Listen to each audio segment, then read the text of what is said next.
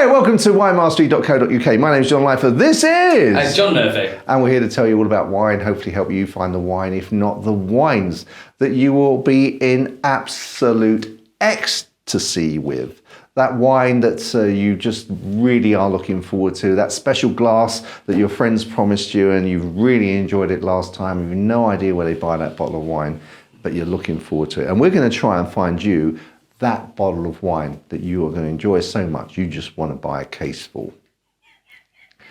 Aren't we, John? That's exactly what we're looking for, John. Yes. Yeah. So on this occasion, we are tasting another Portuguese wine. This has been sent to us by Lusus. So thanks very much, Alexis and Claire, for sending this to us. They have a website where you can purchase Portuguese wine. They just focus on Portuguese wine. And they've sent us this lovely white wine. It's called, and you're going to have to excuse my pronunciation, as always, Flor de San Jose. Now, I'm not sure, it starts with a J, J-O-S-E, so I'm not sure if that's actually how you pronounce it in Portuguese. Please forgive me if it's not. So, this is one that's been on the lees for 6 months. Okay. And I don't know if Lee has really appreciated that, but... Probably not. So what does it mean when it says it's on the lees? Usually they leave the grape skins, it's like champagne, they leave the grape skin in with the juice once it's been squashed, so you've got the, it's sort of like a mash up of the two, but you tend to find it pulls a little bit more flavour. I know with the champagnes, we've discussed, I'm sure, in other videos, that it kind of keeps the acidity away, or it kind of softens the wine, or softens the champagne. I mean, I've yet to have a go of this one, so we'll soon find out. But you generally, wines that have been kept on the lees a little bit more. I personally, I like that. I like that. Just got because it gives them that extra little character about them usually. Okay, so this particular wine is made from grapes that I've not personally heard of before.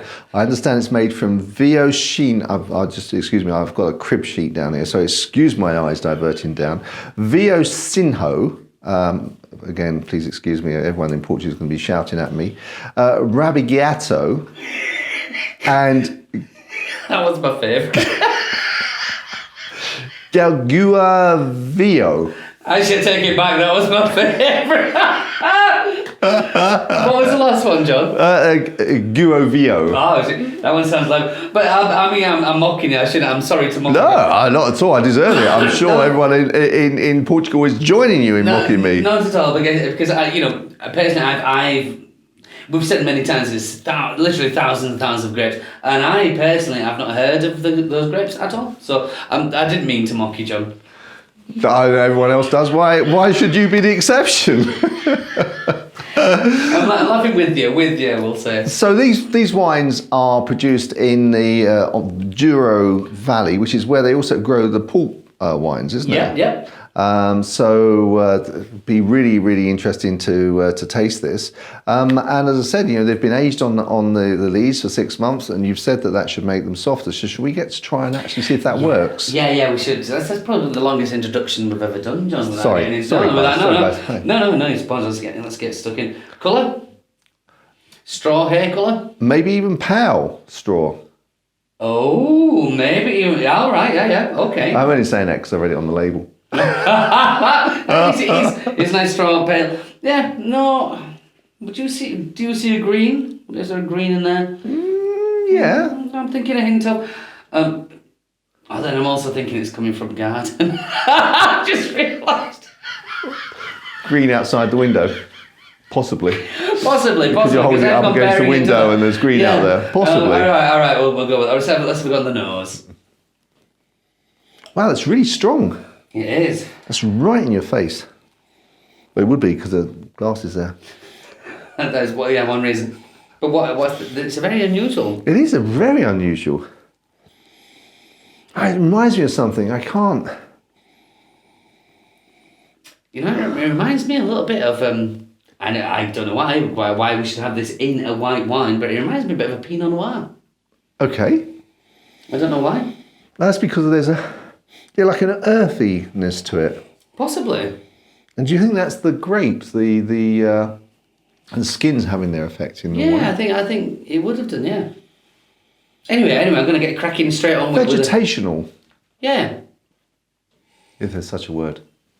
There is now, John. There is. Oh, there is now, yeah. Almost like rancient. Which are used in everyday conversation nowadays. Mm. Right, I'm going to have a go. Me too. Okay. Yep.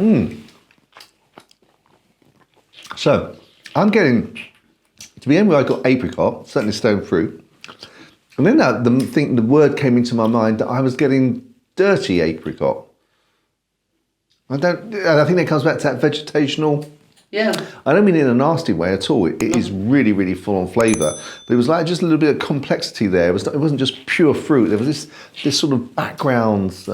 Yeah. I'm good because my first thought as well, stone fruit, that came through very, very strong. But I'm struggling to get that undercurrent, which I think you're talking about. But we can see from the acidity again, sits nicely on there. But it's quite complex. There's quite a lot going on in there. Well, it's one of these chases where you're having a taste and then you're thinking, what was that? Well, what's going on? Mm. Yeah.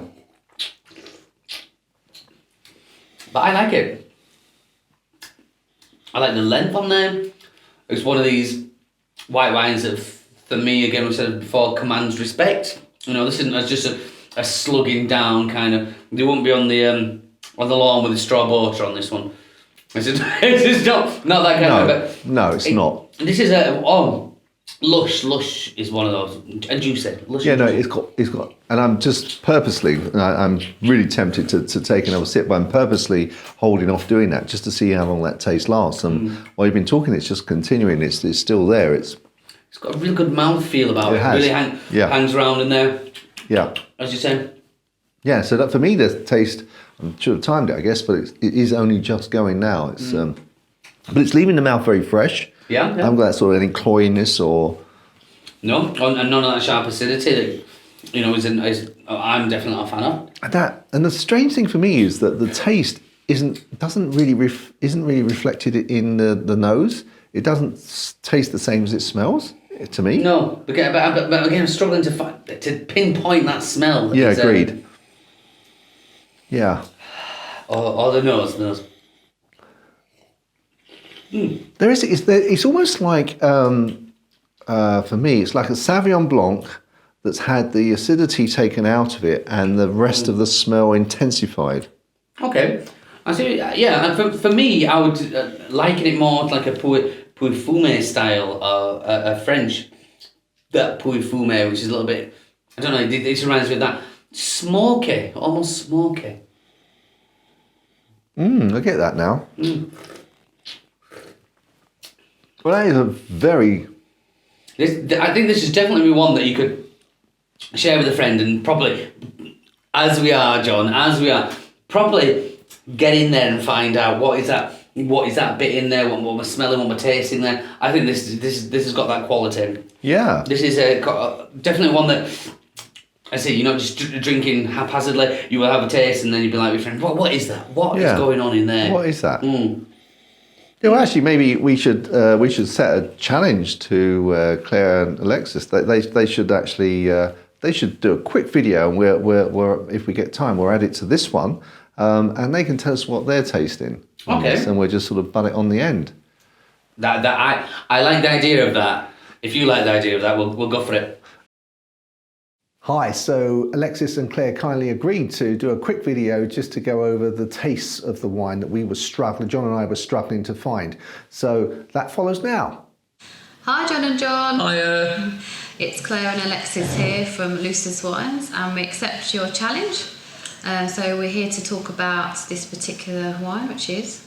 Flor de Sal Jose. So you almost got the pronunciation right. So you asked us to talk about the smell and the taste, I believe. So let's get straight away, kind of hit off, or maybe a little bit of story on the wine. What do you think? Yeah, I think we should. Let's do a bit of story on that wine. Yeah. So, I mean, this wine, we had to sample on this glorious setting in the Douro Valley. And we sat down outside. It was lovely, beautiful weather, right by the river. and the winemaker actually was providing us with a meal, so that as we sampled his wines, he'd chosen each dish to match them. So we started this one off, didn't we? Yeah. And we had a nice tomato salad with some onions and things, and this went perfectly because of the flavours. It struck us that something was quite unusual about the wine, didn't it? Really? Yeah. I think you said about the smell being completely different taste. So let's start on smell.